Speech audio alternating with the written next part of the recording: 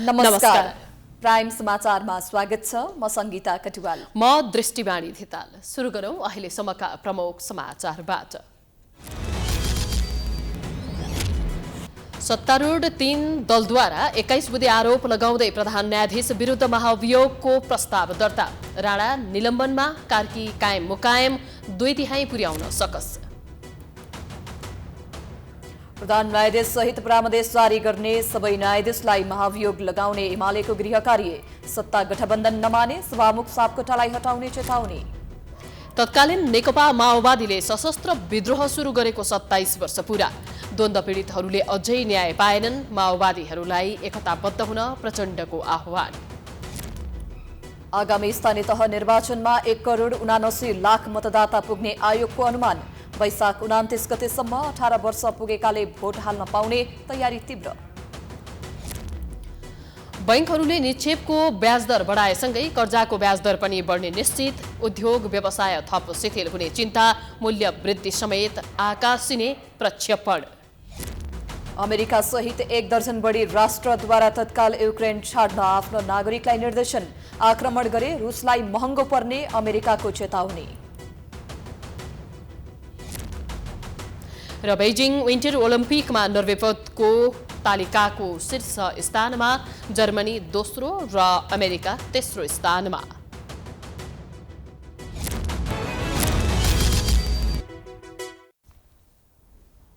अब समाचार विस्तारमा।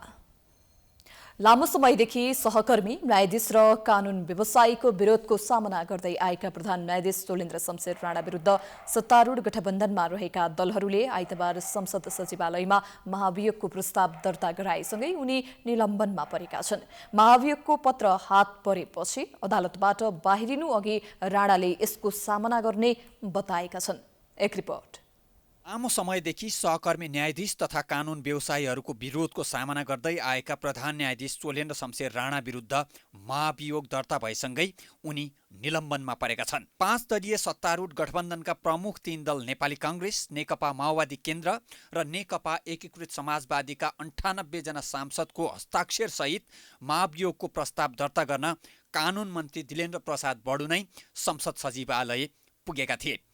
महाभियोगको प्रस्तावकमा नेपाली कांग्रेसकी सचेतक पुष्पा भुषाल, माओवादी केन्द्रका प्रमुख सचेतक देव प्रसाद गुरुङ तथा एकीकृत समाजवादीका प्रमुख सचेतक जीवनराम श्रेष्ठले हस्ताक्षर गरेका छन् भने कांग्रेस सांसद मिनेन्द्र रिजाल समर्थक रहेका छन्।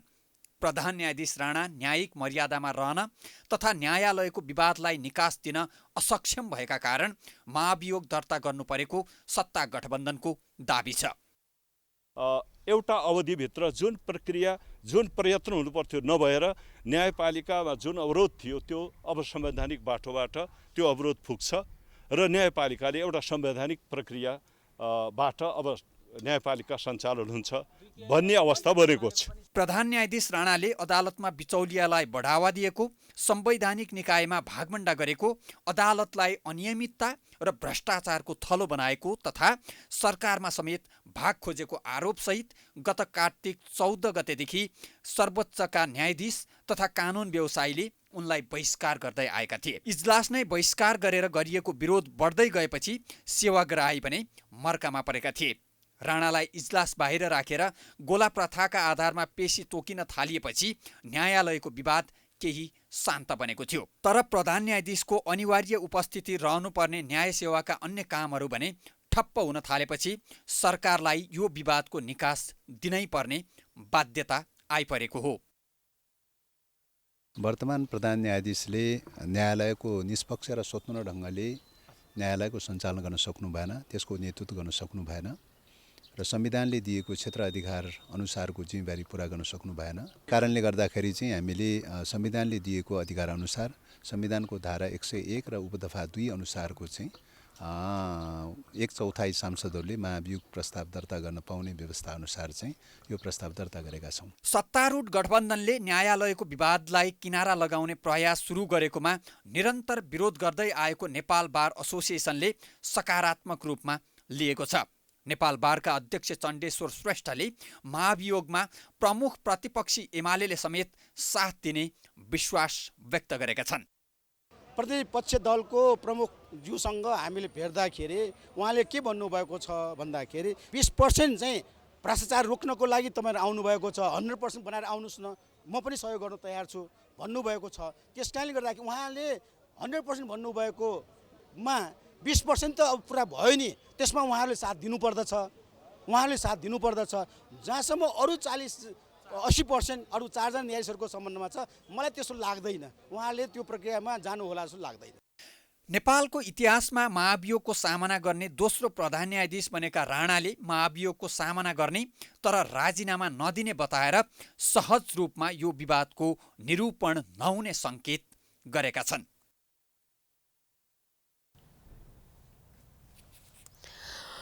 पछिल्लो समय कहीँ कतै नसुनिएको महाअभियोग एकाएक आउनुलाई धेरैले आश्चर्यको रूपमा लिएका छन्। तर महाअभियोगको नेतृत्व नेकपा माओवादी केन्द्रका अध्यक्ष प्रचण्डले लिएको पाइएको छ। शनिबार प्राइम टाइम्स एसडीसँग प्रचण्डले अन्तर्वार्ता दिएपछि राजनीतिक घटनाक्रमले नयाँ मोड लिएको देखिन्छ। अन्तर्वार्तामा प्रचण्डले एमसीसी छलफलका लागि संसदमा लैजाँदा कुनै फरक नपर्ने अभिव्यक्ति दिएका छन्। एमसीसीमा प्रचण्ड लचक जस्तो देखिएपछि प्रधानमन्त्री शेरबहादुर देउवा प्रधान न्यायाधीशमाथि महाअभियोगको प्रस्ताव लैजान सहमत भएका हुन्। उता नेकपा एकीकृत समाजवादीका अध्यक्ष माधव कुमार नेपाल पनि आफ्ना 14 जना सांसदलाई सर्वोच्च अदालतले पदमुक्त गरिदिने हो कि भन्ने त्रासमा थिए, जसले गर्दा महाअभियोगको प्रस्तावमा उनी पनि सहमत हुन पुगे। पार्टी नै खारेज हुन सक्ने देखेपछि माधव पनि महाअभियोगको पक्षमा गएका हुन्। त्यसपछि देउवा, प्रचण्ड र माधवले सभामुख अग्नि सापकोटासँग पनि छलफल गरेपछि महाअभियोगको निष्कर्षमा पुगेको बताइएको छ। यद्यपि महाअभियोगको प्रस्तावका लागि 15 दिन अघि नै हस्ताक्षर सङ्कलन भएको बुझिएको छ। प्रचण्डले प्रधान न्यायाधीशले न्यायालयमा देखिएको समस्याको निकास नदिएपछि महाअभियोग लगाएको बताएका छन्। आइतबार जनकपुर धाममा पत्रकारहरूसँग कुरा गर्दै अध्यक्ष प्रचण्डले न्याय क्षेत्रमा देखिएको अन्योल, अराजकता र व्यथितिको निकास प्रधान न्यायाधीशले दिनुपर्ने भए पनि उनले निकास नदिएपछि संवैधानिक बाटोबाट निकास दिन लागेको बताएका हुन्। प्रधान न्यायाधीश सुलेन्द्र शमशेर राणा विरुद्धको महाभियोग प्रस्तावमा 21 बुँदे आरोप समावेश गरिएको छ, जसमा न्याय सम्पादनदेखि प्रशासनसम्म राणाले गलत गरेको ठहर गरिएको छ। एक रिपोर्ट। सत्ता गठबन्धनका सांसदहरूले प्रधान न्यायाधीश सुलेन्द्र शमशेर जबरा विरुद्ध आइतबार 21 बुँदे अभियोग प्रस्ताव दर्ता गराएका छन्। उनीहरूले प्रधान न्यायाधीश विरुद्ध लोकतन्त्र, मानवाधिकार, जनताको न्याय, विधिको शासन, संवैधानिक सर्वोच्चता एवं स्वतन्त्र, निष्पक्ष र जिम्मेवार न्यायालयको जगेर्ना गर्न वर्तमान प्रधान न्यायाधीश असक्षम रहेको आरोप लगाएका छन्। त्यस्तै प्रधान न्यायाधीशले सर्वोच्च अदालत र न्यायालयभित्रै निजको कार्यकालमा अतिशय विकृति, विसङ्गति तथा भ्रष्टाचार तथा बिचौलियाहरूले प्रवेश पाएको र विकृति बढाउँदै लगेको आरोप लगाएका छन्। महाभियोग लगाउनुपर्ने आधार र कारण भन्दै सांसदहरूले संविधानको पवित्र उद्देश्य र संवैधानिक दर्शनलाई सम्पूर्ण रूपमा भत्ताभुङ्ग र नष्ट गर्ने गरी प्रधान न्यायाधीश लागि परेकाले उनीहरूलाई महाभियोग लगाउनु परेको उल्लेख गरेका छन्। संवैधानिक जिम्मेवारीलाई आफ्नो निजी सम्पत्ति सरह उनले स्वेच्छाचारी ढंगले देखादेखि दुरुपयोग गरेको आरोप लगाइएको छ। उनी एकपछि अर्को विवादास्पद, आपत्तिजनक पदीय मर्यादा र आचरण विपरीत गएको पनि जिकिर गरिएको छ। संवैधानिक परिषदको सदस्यको हैसियतमा प्रधान न्यायाधीश जबरा आफू समेत संलग्न भई विभिन्न संवैधानिक अङ्गका पदाधिकारीहरूको नियुक्ति सम्बन्धमा परेका रेट निवेदनहरूको 1 वर्षसम्म पनि प्रारम्भिक सुनवाईसम्म पनि नगरी न्यायमा गम्भीर अवरोध सिर्जना गरेको पनि आरोप लगाइएको छ। जबराले सार्वभौम संसद सक्षम गरेका प्रतिबद्धता विपरीत न्यायाधीशको पद पूर्ति र उचित समयभित्र मुद्दाको फर्स्यौट गर्न असक्षम रही निरन्तर न्यायमा अवरोध सिर्जना गरेको भन्दै संसदीय सुनवाईका बखत उनले गरेको प्रतिबद्धता विपरीत भएको पनि जिकिर गरिएको छ। उनले संवैधानिक परिषदको पदेन सदस्यको रूपमा कार्यपालिकासँग हिस्सेदारी माग गरी संवैधानिक आयोग तथा अन्य आयोगहरूमा आधार, कारण र मापदण्ड समेत निर्धारण नगरी आफ्ना परिवारका सदस्य तथा निकटका व्यक्तिहरूलाई नियुक्तिको सिफारिस गरेको आरोप पनि लगाइएको छ। सशस्त्र प्रहरीका तत्कालीन वरिष्ठ अधिकृत रञ्जन कृष्ण कोइराला संलग्न ज्यान मुद्दामा मातहत अदालतबाट भएको फैसला उल्टी गरी गैर कानूनी ढंगले कैद घटाएको प्रश्नमा उक्त मुद्दा पुनः सर्वोच्च अदालतमा विचाराधीन रहेकोमा त्यस्तो संगीन मुद्दाको शीघ्र सुनवाई गरी गराई न्यायिक मूल्य पुनर्स्थापित गर्नुपर्नेमा आफैले पटक पटक पेशी स्थगित गरेको आरोप पनि लगाइएको छ। प्रधान न्यायाधीशले सरकारी प्रवक्ता जस्तो भई इजलास बाहिर आफ्नो फैसलाबारे बोल्दै हिँड्नु र टिक्का टिप्पणी गर्नु अदालतको गरिमा र पदीय मर्यादा अनुकूलको आचरण होइन भनिएको छ। मुलुकको कानून प्रणालीलाई दीर्घकालीन प्रभाव छाड्ने विधिशास्त्रीय महत्वको कुनै योगदान पुर्याउन प्रधान न्यायाधीश असफल भएको आरोप लगाइएको छ। प्रधान न्यायाधीश राणाले प्राइम टाइम्स एसडीको कार्यक्रम जनता जान्न चाहन्छन्मा ऋषि धमलासँग अन्तर्वार्ता दिएकाले त्यसलाई पनि मर्यादा विपरीत भनिएको हो।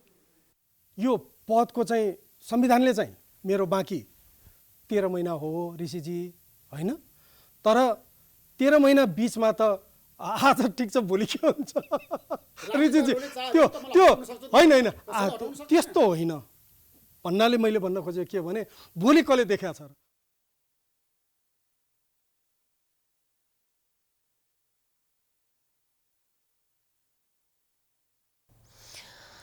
सभामुख अग्निप्रसाद सापकोटाले सर्वदलीय बैठक बोलाएका छन्। सभामुख सापकोटाको सचिवालयका अनुसार सोमबार दिउँसो 2 बजे बैठक बोलाइएको छ। प्रधान न्यायाधीश चौलेन्द्र शमशेर जबरा विरुद्ध संसदमा महाअभियोग प्रस्ताव दर्ता भएपछि पछिल्लो राजनीतिक घटनाक्रमबारे छलफलका लागि सभामुख सापकोटाले बैठक बोलाएका हुन्। बैठक सिंहदरबार स्थित संसद सचिवालयमा बस्नेछ।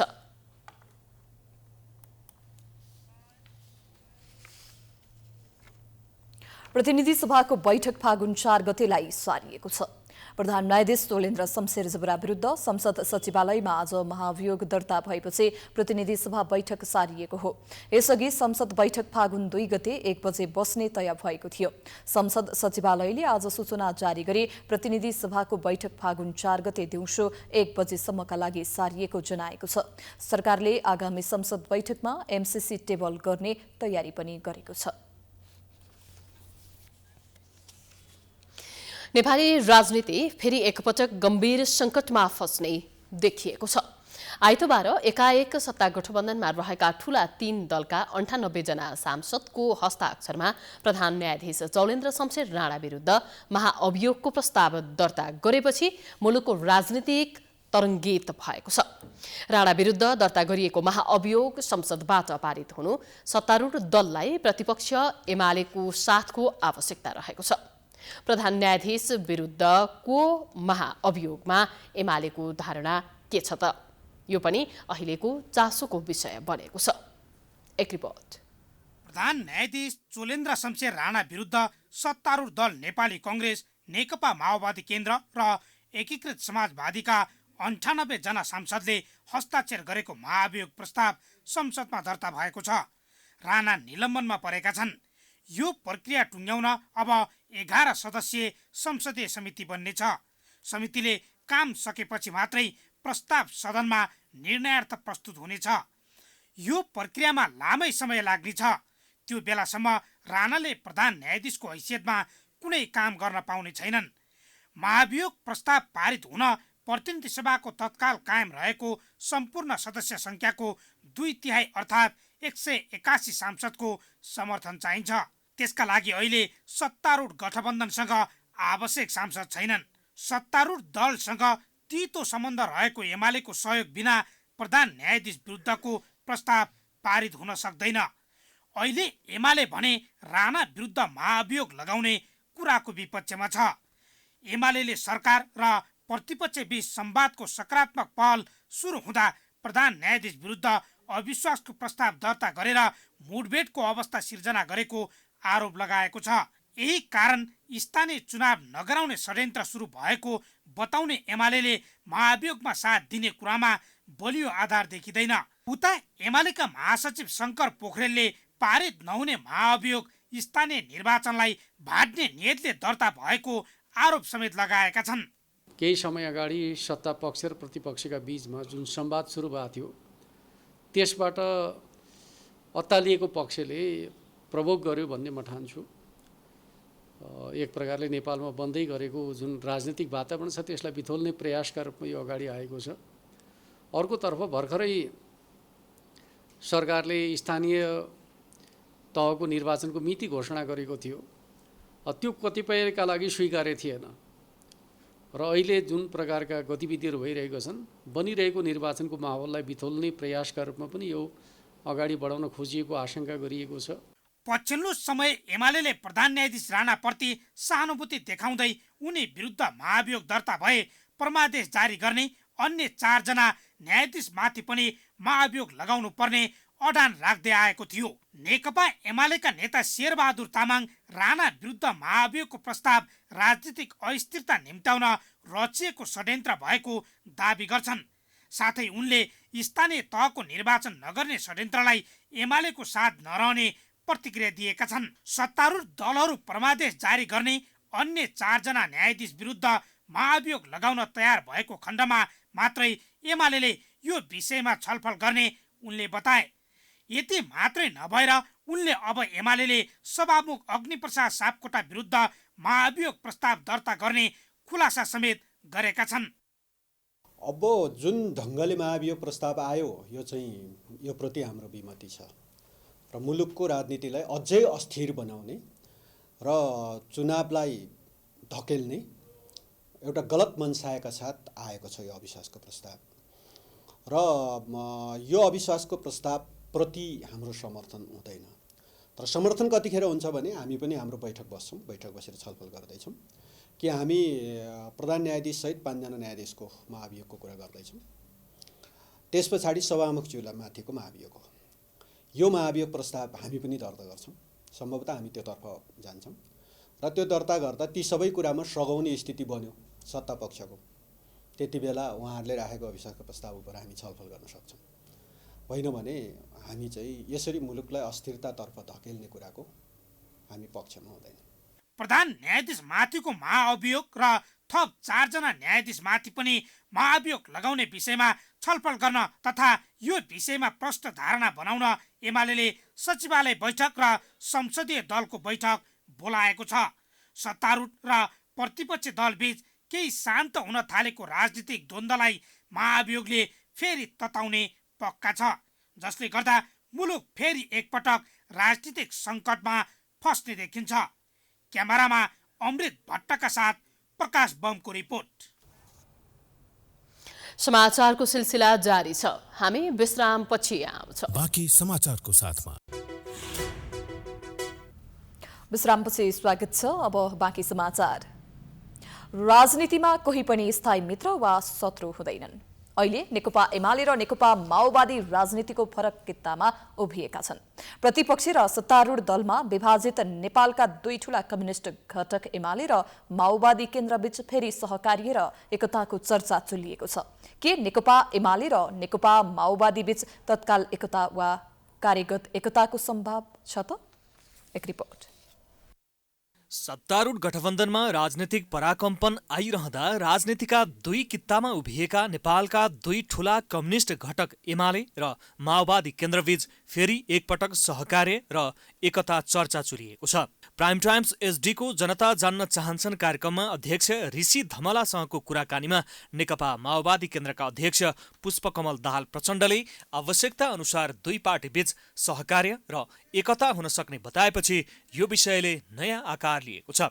प्रचण्डले आवश्यकता परे आफै बालकोट पुगेर केपी शर्मा ओलीसँग सहकार्यको प्रस्ताव राख्ने बताएसँगै उनी पार्टीको अस्तित्व रक्षामा कतिसम्म दबावमा परेका छन् भन्ने बुझ्न सकिन्छ। चाहिँ पानी बाराबार ढोका बन्द भन्ने चाहिँ मेरो हुँदैन। त्यो ढोका खुल्न सक्छ, फेरि त्यो वातावरण बन्न सक्छ। त्यो प्रचण्डको इच्छाद्वारा निर्देशित हुने कुरा होइन। त्यो देशको आवश्यकता त्यो भयो, अब राजनीतिको आवश्यकता त्यो भयो भन्ने देखियो भने चाहिँ म चाहिँ फेरि पूर्वाग्रह लिएर कुरा भन्नुभयो त कुनै खालको चाहिँ तपाईँको कसैप्रति दुराग्रह लिएर उसँग वार्ता गर्न नजाने भन्ने मेरो हुँदैन। म केपीसँग फेरि बालकोटमा गएर कुरा गर्न पनि सक्छु। केपी शर्मा ओली र पुष्पकमल दाहाल प्रचण्ड बीच पछिल्लो सम्बन्धलाई नियाल्ने हो भने त्यसमा न्यानोपन भन्दा चिसोपन बढी देखिन्छ। भनिन्छ राजनीतिक सम्भावनाको खेल हो। राजनीतिमा हरेक सम्भावना बलिया हुन्छन्। राजनीतिमा कोही पनि स्थायी मित्र वा स्थायी शत्रु हुँदैनन्। अहिले नेकपा एमाले र नेकपा माओवादी फरक कित्तामा छन्, तर प्रचण्डको अभिव्यक्ति सुनेपछि नेकपा एमालेका नेताहरू भने तत्काल दुई पार्टीबीच सहकार्य र एकता सम्भव नरहेको बताउँछन्। पटक पटक अस्थिर देखिएकाले प्रचण्डको विश्वास गर्न नसकिने एमाले नेताहरू बताउँछन्। उहाँ जतिको यो मुलुकलाई उहाँ आफू स्वयंमा अस्थिर राजनीति गर्ने पात्र हो। कुनै बेला उहाँ सफल पनि हुनुभयो हैन, तर उहाँले आफ्नो अस्थिर स्वभावसहित मुलुकलाई पनि अस्थिरतातर्फ धकेल्नुभयो। त्यसैले त्यस्तो अस्थिरतापूर्वक आएका अभिव्यक्तिलाई हामीले त्यसलाई गम्भीरतापूर्वक हामी लिँदैनौँ। त्यो उहाँले के भन्नुहुन्छ, के बोल्नुहुन्छ, कहिले के गर्नुहुन्छ हैन, यो मुलुकलाई अस्थिरतामा धकेल्ने, सङ्लो पानीलाई धमिलो बनाउने, धमिलो पानीमा भ्याकुत्त खोज्ने प्रवृत्ति त्यही हो। त्यसले त्यस्तो कुराको हामीले कुनै विश्वास गर्दैनौँ। 2074मा वाम गठबन्धनले प्रतिनिधि सभा र प्रदेश सभाको चुनावमा 2/3 भन्दा बढी बहुमत ल्याएपछि 2075 साल जेठ 3 गते नेकपा एमाले र नेकपा माओवादी केन्द्रबीच एकता भएर नेपाल कम्युनिस्ट पार्टी नेकपा बनेको थियो। एकतापछि दुई अध्यक्षात्मक प्रणालीबाट सञ्चालन भएको नेकपा दुई अध्यक्ष बीचको आन्तरिक शक्ति सङ्घर्ष र सर्वोच्चको आदेशबाट 31 महिनामै विघटन हुन पुग्यो। बदलिदो राजनीतिक घटनाक्रम र कम्युनिस्टहरूको स्वभावलाई अनुमान गर्ने हो भने यी दुई पार्टी रातारात एकै कित्ता नआउलान् भन्न सकिँदैन। तत्कालीन प्रधानमन्त्री शेरबहादुर देउवासँग 40 सूत्रीय माग राखेर 2052 साल फागुन 1 गते माओवादीले जनयुद्ध घोषणा गरेको थियो। जनयुद्धको राप ताप र प्रकाशका कारण नेपाली समाज रूपान्तरणको बाटोमा अघि बढेको छ। माओवादीका नेताहरू सडकबाट महलका मालिक बने, सधैँ सत्ता र शक्तिका खातिर लागिरहेका पनि छन्। तर युद्धमा ज्यान गुमाएका, घाइते भएका अपाङ्ग र शहीद परिवारले अझै पनि अन्यायमा परेको महसुस गरेका छन्। एक रिपोर्ट। आजभन्दा 26 वर्ष अघि रोल्पाबाट जनयुद्ध सुरु गरेको तत्कालीन नेपाल कम्युनिस्ट पार्टी माओवादीले देशको शासन व्यवस्थामा त आमूल परिवर्तन गरायो, तर जनजीविका र सामाजिक न्यायको क्षेत्रमा आफ्नै नेतृत्वमा सरकार हुँदा पनि राम्रो काम गर्न सकेन। नयाँ समाजको सिर्जना गर्ने कुरो, नयाँ राजनीतिक परिस्थिति बनाउने कुरो जनयुद्धले चाहेको यस्तो किसिमको थिएन। अहिले जुन भएको छ नि, प्रतिनिधिमूलक संस्था छ कि छैन जस्तो छ, न्यायपालिकामा भ्रष्टाचारको त्यत्रो कुरो उठिराखेको छ, कार्यपालिका तपाईँको 2/3 झन्डै पुगेको अहिले यो स्थितिमा पुगेको छ, संवैधानिक नियुक्तिहरू त्यस्ता भएको छन्, गरिब जहाँको त्यहीँ छ, जीवनस्तर उठेको छैन। खालि विदेशीहरू र ठुल्ठुला तपाईँको महाशक्ति राष्ट्रहरूले दिएको थोरै चाहिने अनुदानबाट देशले हात थाप्नु परेको छ। चितवनको जङ्गलमा यात्रुवाहक बसमा आगजनी, चितवन बाँदरमुडे घटना, पत्रकार ज्ञानेन्द्र खड्का, शिक्षक रामनाथ अधिकारीको हत्या प्रकरण तत्कालीन माओवादी युद्धकालका अमानवीय घटना थिए, जसलाई नेपाली समाजले कहिल्यै बिर्सन सक्दैन। यी घटना बाहेक माओवादी जनयुद्धले देशमा 240 वर्षको राजतन्त्रको अन्त्य गरी सङ्घीय लोकतान्त्रिक गणतन्त्रको स्थापना गर्यो। अहिले नेपाली काङ्ग्रेस, नेकपा एमाले लगायतका पुराना राजनीतिक दलका नेता माओवादी नेतृत्वको दौराको फेर समातेर सत्ता प्राप्तिका लागि तछाड मछाड गरिरहेका छन्। तर नेकपा माओवादीका अध्यक्ष पुष्पकमल दाहाल अझै पनि संसदवादी दलभन्दा आफूबाट छुटेर गएकालाई एकै ठाउँमा गोलबद्ध हुन आग्रह गरिरहेका छन्। माओवादी जनयुद्धमा सहभागी भएका, माओवादीको पहिचान बनेका सबै नेता कार्यकर्ताहरू जो जहाँ भए पनि अहिले विभिन्न समूहमा विभाजित भएको स्थिति पक्कै पनि छँदैछ। म यस ऐतिहासिक सन्दर्भमा जनयुद्धका उपलब्धिको रक्षा गर्न, सङ्घीय लोकतान्त्रिक गणतन्त्रको रक्षा गर्न, शान्ति सम्झौताको मर्म र भावना अनुसार अगाडि बढ्नको निम्ति विशेष अपिल र अनुरोध गर्न चाहन्छु। युद्धमा एउटै मोर्चामा रहेका माओवादी नेताहरू अहिले छिन्न भिन्न भएका छन्। डाक्टर बाबुराम भट्टराईले माओवादी पार्टी छोडेर जनता समाजवादीतिर लागेका छन्। नेत्र विक्रम चन्द नेपाल कम्युनिस्ट पार्टी खोलेर आफ्नै बाटोमा हिँडेका छन्। रामबहादुर थापा बादल, टोपबहादुर रायमाझी लेखराज भट्ट लगायतका केही नेता नेकपा एमालेतिर विलय भएका छन् भने मोहन वैद्य किरण नेकपा क्रान्तिकारी माओवादी नामको सानो समूह बनाएर बसेका छन्। तत्कालीन माओवादी जनयुद्धको मोर्चामा सँगै होमिएका यी सबै नेता अझै एक ठाउँमा आउन सक्ने कतिको सम्भावना छ त? हेर्नुहोस्, एकता त विचारको आधारमा हुने हो। उहाँहरूले चाहिँ नि विचार छोड्नु हो, क्रान्तिको विचार छोड्नुभयो, नयाँ जनवादी क्रान्तिको विचार छोड्नुभयो, वैज्ञानिक समाजवादको बाटो छोड्नुभयो होइन। अब त्यो लोकतान्त्रिक गणतन्त्र बनेर पछाडि लाग्नु भएको छ, संसदवादी बाटो जानुभएको छ। काङ्ग्रेसको बाटो र उहाँहरूको बाटो त के फरक पऱ्यो? त्यस कारणले के भने हाम्रा बाटा फरक परे, विचार फरक परे। बाटा र विचार फरक परिसकेपछि एकता पनि हुन सक्ने सम्भावना छैन।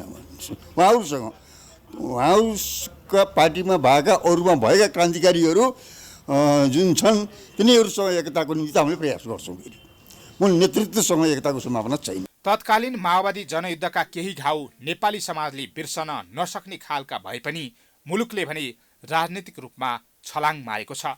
तर अझै गरिब, मजदुर, विपन्न परिवारले सामाजिक न्याय र थिचोमिचोबाट मुक्तिका लागि गरेको सङ्घर्षको परिणाम महसुस गर्न पाएका छैनन्। माओवादी नेतृत्वले सामाजिक न्यायका लागि हिजोको जनस्तरको बलिदान र बाचा सम्झिन आवश्यक देखिन्छ। प्राइम टाइम्स एचडीका लागि हरिशरण तिमिल सिन्हाको रिपोर्ट। प्रसङ्ग फेरि पनि प्रधान न्यायाधीश विरुद्धको महाअभियोगमा एमालेले सचिवालय बैठक बसेसँगै अब यति बेला उनीहरूको धारणा के छ भन्ने समय रहेको छ र यसैबीच अहिले नेकपा एमालेको सचिवालय बैठक पनि बसिरहेको छ।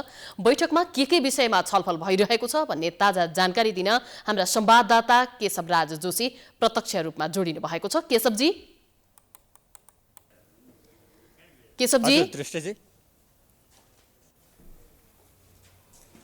केशवजी सुन्दै हुनुहुन्छ है मलाई?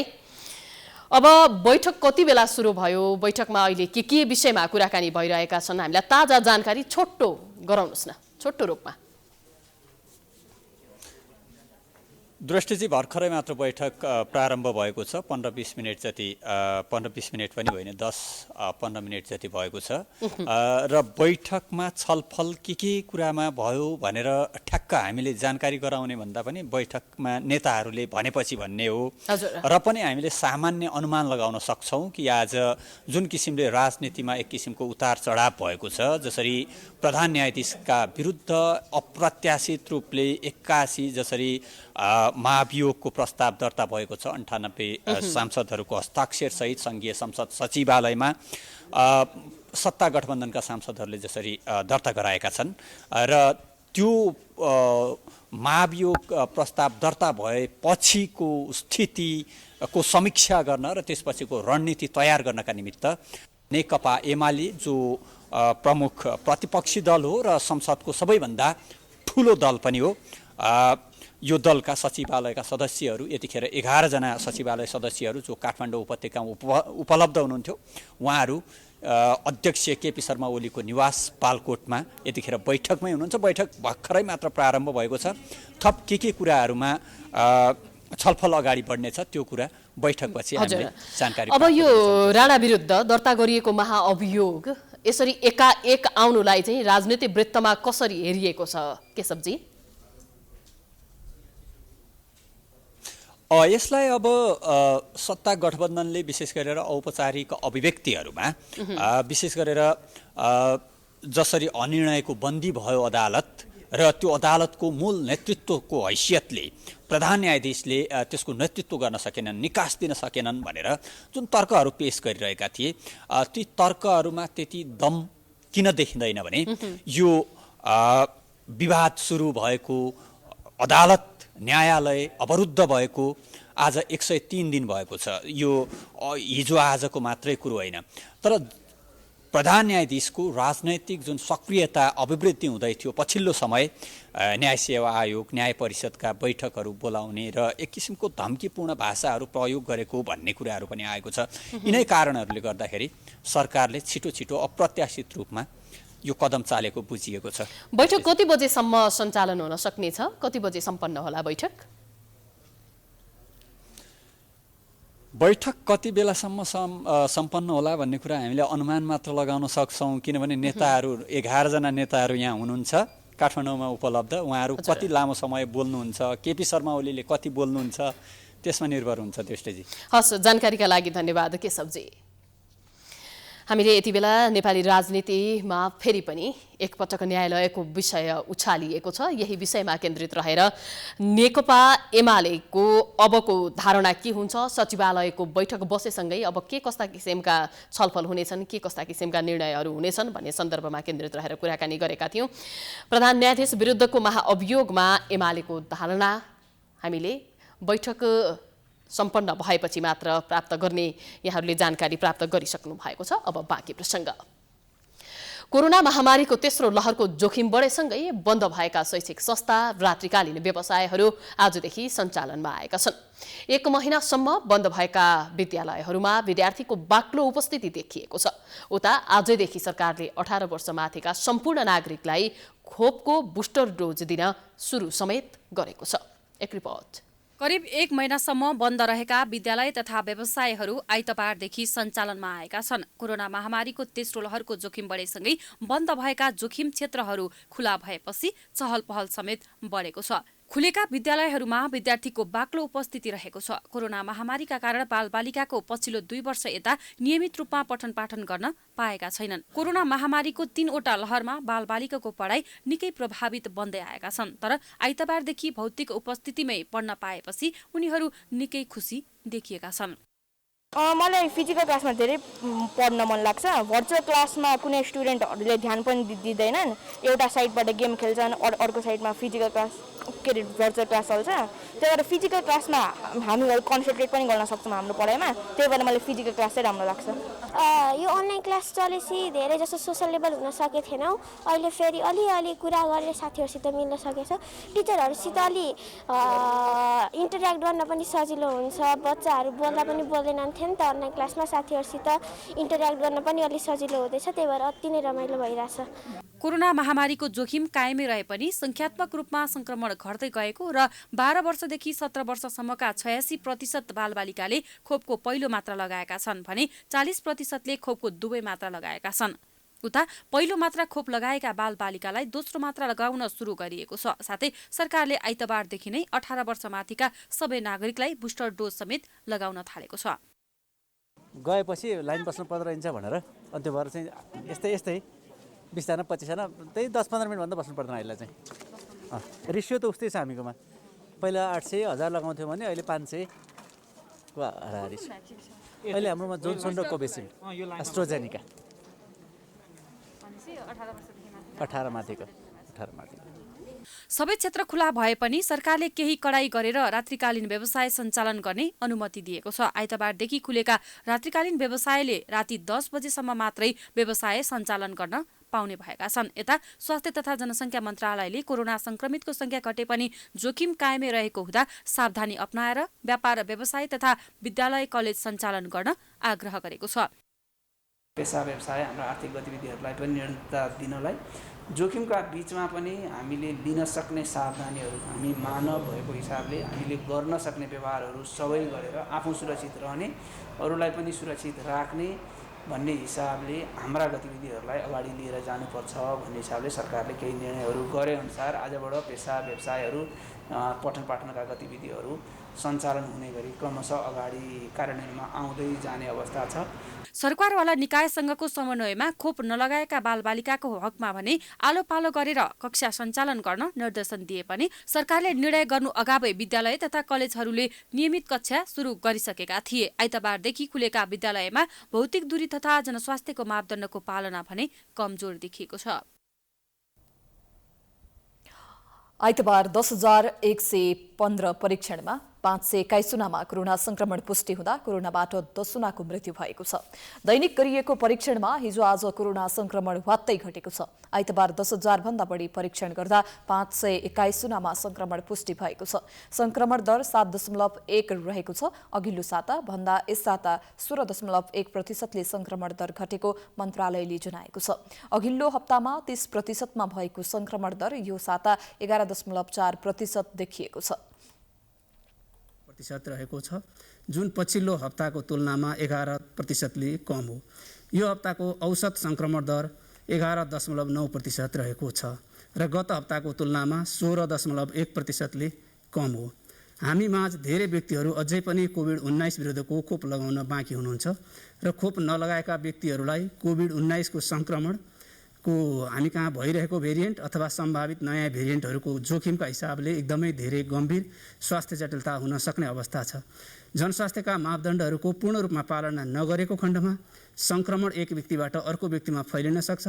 सङ्क्रमण दर ओह्रालो लागे पनि जोखिम कायम नै छ।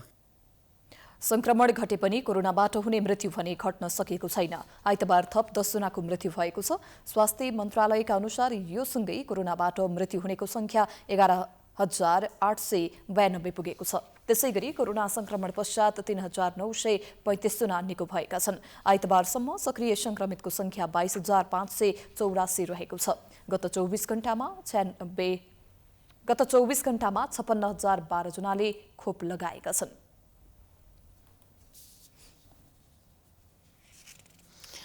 निर्वाचन आयोगले आगामी वैशाख 30 गते हुने स्थानीय तह निर्वाचनमा 1,79,00,000 मतदाता पुग्ने अनुमान गरेको छ। आयोगका प्रवक्ता शालिग्राम शर्मा पौडेलले आइतबार पत्रकार सम्मेलन गर्दै मतदाताको संख्या लगायतका विषयमा जानकारी दिएका हुन्। आगामी वैशाख 29 सम्म 18 वर्ष उमेर पुगेका नेपाली नागरिकले मतदान गर्न पाउने व्यवस्था गरिएको छ। साथै निर्वाचन आयोगले निर्वाचनसँग सम्बन्धित कामहरू अन्तिम मतदाता नामावली, निर्वाचन सामग्रीको व्यवस्थापन गर्ने र निर्वाचन प्रयोजनका लागि राजनीतिक दल दर्ता गर्ने काम भइरहेको जनाएको छ। त्यस्तै निर्वाचन व्यवस्थापनका लागि आवश्यक पर्ने बजेटको तयारी अन्तिम चरणमा पुगेको छ भन्दै स्थानीय तह सदस्य निर्वाचनमा आयोगका लागि करिब 12 अर्ब बजेट आवश्यक पर्ने अनुमान गरिए अनुसार नेपाल सरकारसँग बजेट प्रस्ताव सहित बजेट स्वीकृतिको प्रक्रियामा रहेको र सो अगावै निर्वाचन सामग्री खरिद प्रक्रिया अगाडि बढाउन अर्थ मन्त्रालयबाट बजेट सुनिश्चितता लिई प्रतिस्पर्धात्मक प्रक्रियाबाट बोलपत्र आह्वान गर्ने गरी मापदण्ड र स्पेसिफिकेसन स्वीकृत गरिएको जनाइएको छ। सदस्य निर्वाचन स्थानीय तह सदस्य निर्वाचनमा निर्वाचन आयोगका लागि करिब 12 अरब बजेट आवश्यक पर्ने अनुमान गरिए अनुसार नेपाल सरकारसँग बजेट प्रस्ताव सहित बजेट स्वीकृतिको प्रक्रियामा रहेको र सो अगावै निर्वाचन सामग्री खरिद प्रक्रिया अगाडि बढाउन अर्थ मन्त्रालयबाट बजेट सुनिश्चितता लिई प्रतिस्पर्धात्मक प्रक्रियाबाट बोलपत्र आह्वान गर्ने गरी मापदण्ड र स्पेसिफिकेसन स्वीकृत गरिसकिएको छ। यसैगरी आयोगले निर्वाचन आयोग र यस अन्तर्गतका कार्यालयहरूको कार्यालय समय बिहान 9 बजेदेखि साँझ 6 बजेसम्म कायम गरिएको जनाएको छ भने बिदाका दिनमा समेत नियमित कार्य सम्पादन गर्ने व्यवस्था मिलाएको पनि जनाएको छ। आयोगले आसन्न स्थानीय तह सदस्य निर्वाचनमा विद्युतीय मतदान उपकरणको प्रयोगको सम्भाव्यताका सम्बन्धमा विज्ञहरूसँग भएको छलफल तथा परामर्श अनुसार यस सम्बन्धी कार्यको अध्ययन गरी 7 दिनभित्र अध्ययन प्रतिवेदन पेश गर्न एक कार्यदल समेत गठन भएको जानकारी दिएको छ। आयोगले आगामी फागुन 7 गते 7 प्रदेशका साथै 70 वटा जिल्ला निर्वाचन कार्यालयमा निर्वाचन दिवस मनाउने कार्यक्रम तय गरेको छ।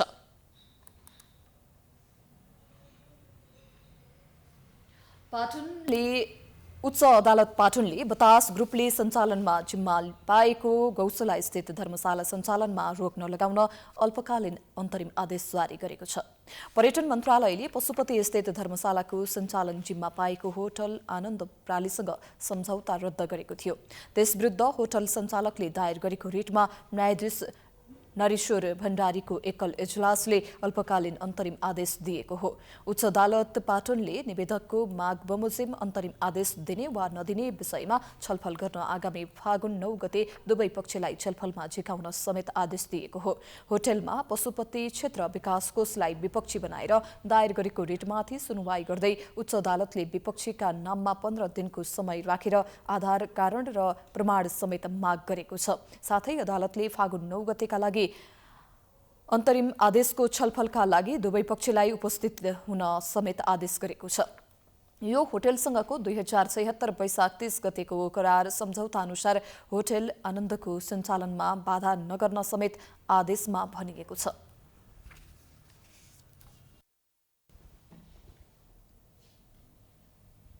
समाचारको सिलसिला जारी छ। हामी विश्रामपछि आउँछौं। बाँकी समाचारको साथमा विश्रामपछि स्वागत छ। अब आर्थिक समाचार।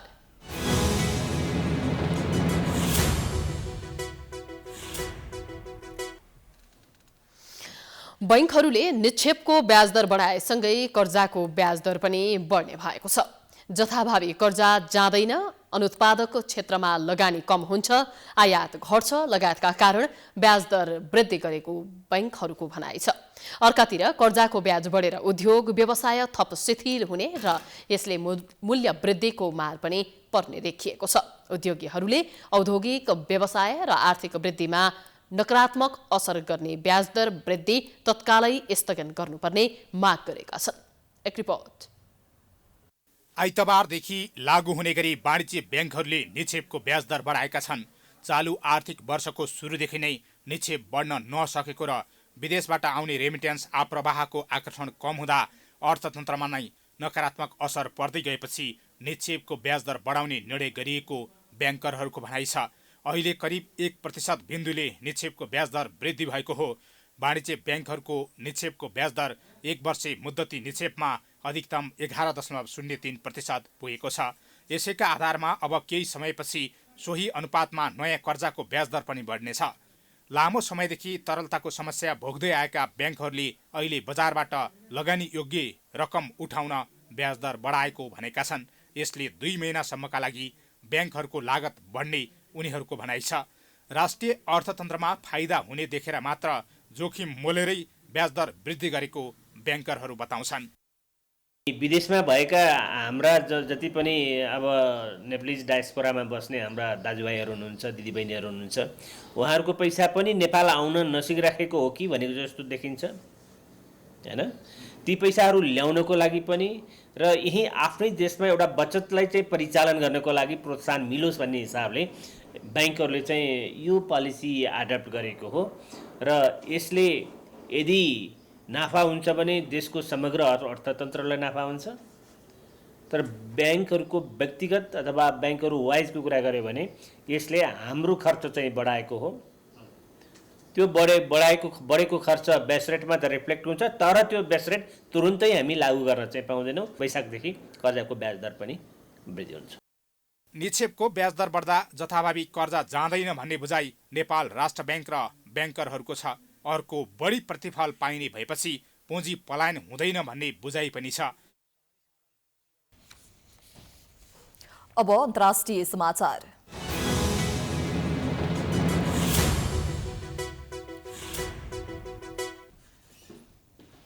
अमेरिका सहित 1 दर्जनभन्दा बढी राष्ट्रले तत्काल युक्रेन छाड्न आफ्ना नागरिकहरूलाई निर्देशन दिएका छन्। रुसले युक्रेनमा आक्रमण गर्न सक्ने भन्दै पश्चिमी शक्तिहरूले आफ्नो नागरिकलाई युक्रेन छाड्न चेतावनी दिएका हुन्। यसरी निर्देशन दिनेमा अमेरिका सहित बेलायत र जर्मनी समेत रहेका छन्। मस्कोले युक्रेनको सिमानामा करिब 1 लाख सेना तैनात गरेको छ, तर आक्रमण गर्ने कुनै अभिप्राय अस्वीकार गरेको छ।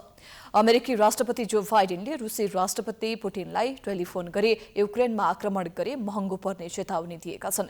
आफ्नो पक्षको लागि युक्रेनी राष्ट्रपति भोलोडिमिर जेलेन्स्कीले भने आक्रमण चेतावनीहरूले आतंक फैलाएको टिप्पणी गरेका छन्। कुनै पनि समयमा हवाई आक्रमणबाट युद्धको सुरुवात हुन सक्ने व्हाइट हाउसले जनाएको छ।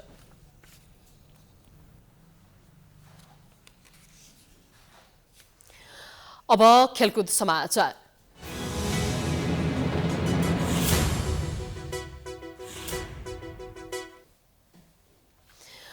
बेजिङ विन्टर ओलम्पिकमा आज जर्मनीलाई उछिन्दै नर्वे पदको तालिकाको शीर्ष स्थानमा उक्लिएको छ।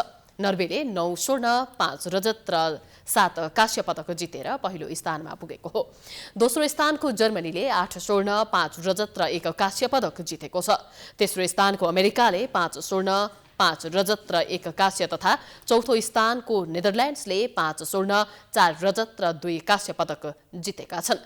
पाँचौं स्थानमा रहेको स्विडेनले 5 स्वर्ण 3 रजत र 3 कांस्य हात पार्दा अस्ट्रेलियाले 4 स्वर्ण 6 रजत र 4 कांस्य पदक जितेको छ। रुस ओलम्पिक कमिटीले 4 स्वर्ण 4 रजत र 7 कांस्य पदक जितेको छ। आयोजक चीनले 4 स्वर्ण 3 रजत र 1 कांस्य सहित जम्मा 8 पदक सहित 8औं स्थानमा रहेको छ।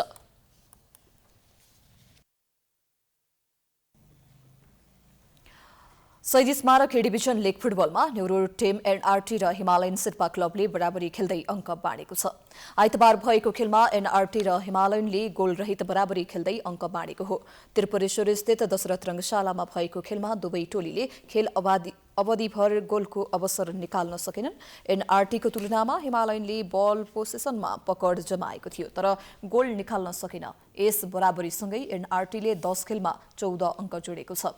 हिमालयन 10 खेलमा 12 अङ्क जोडेर 8औं स्थानमा रहेको छ। खेलमा हिमालयनका Ashish Gurung player of the match चुनिए। एनआरटीका सनम लिम्बू इमर्जिङ प्लेयर चुनिए। हामी समाचारको अन्त्यमा आइपुगेका छौं। जाँदा जाँदै प्रमुख समाचार पुनः एकपटक। सत्तारूढ 3 दलद्वारा 21 बुँदे आरोप लगाउँदै प्रधान न्यायाधीश विरुद्ध महाअभियोगको प्रस्ताव दर्ता। राणा निलम्बनमा। कार्की कायम मुकायम 2/3 पुर्याउन सकस। प्रधान न्यायाधीश सहित परामर्शदारी गर्ने सबै न्यायाधीशलाई महाभियोग लगाउने एमालेको गृह कार्य। सत्ता गठबन्धन नमाने सभामुख सापकोटालाई हटाउने चेतावनी। तत्कालीन नेकपा माओवादीले सशस्त्र विद्रोह सुरु गरेको 27 वर्ष पूरा। द्वन्द्व पीडितहरूले अझै न्याय पाएनन्। माओवादीहरूलाई एकताबद्ध हुन प्रचण्डको आह्वान। आगामी स्थानीय तह निर्वाचनमा 1,79,00,000 मतदाता पुग्ने आयोगको अनुमान। वैशाख 29 गतेसम्म 18 वर्ष पुगेकाले भोट हाल्न पाउने तयारी तीव्र। बैंकरहरूले निक्षेपको ब्याज दर बढाएसँगै कर्जाको ब्याज दर पनि बढ्ने निश्चित। उद्योग व्यवसाय थप शिथिल हुने चिन्ता। मूल्य वृद्धि समेत आकाशिने प्रक्षेपण। अमेरिका सहित 1 दर्जन बढी राष्ट्रद्वारा तत्काल युक्रेन छाड्न आफ्ना नागरिकलाई निर्देशन। आक्रमण गरे रुसलाई महँगो पर्ने अमेरिकाको चेतावनी। र बेजिङ विन्टर ओलम्पिकमा नर्वे पदको तालिकाको शीर्ष स्थानमा। जर्मनी दोस्रो र अमेरिका तेस्रो स्थानमा।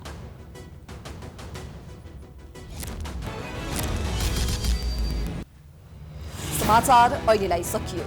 यसपछिको प्रस्तुति जनता जान्न चाहन्छन् ऋषि धमलाको साथमा हेर्न सक्नुहुनेछ। हेर्दै गर्नुहोला प्राइम टाइम्स एचडी। नमस्कार।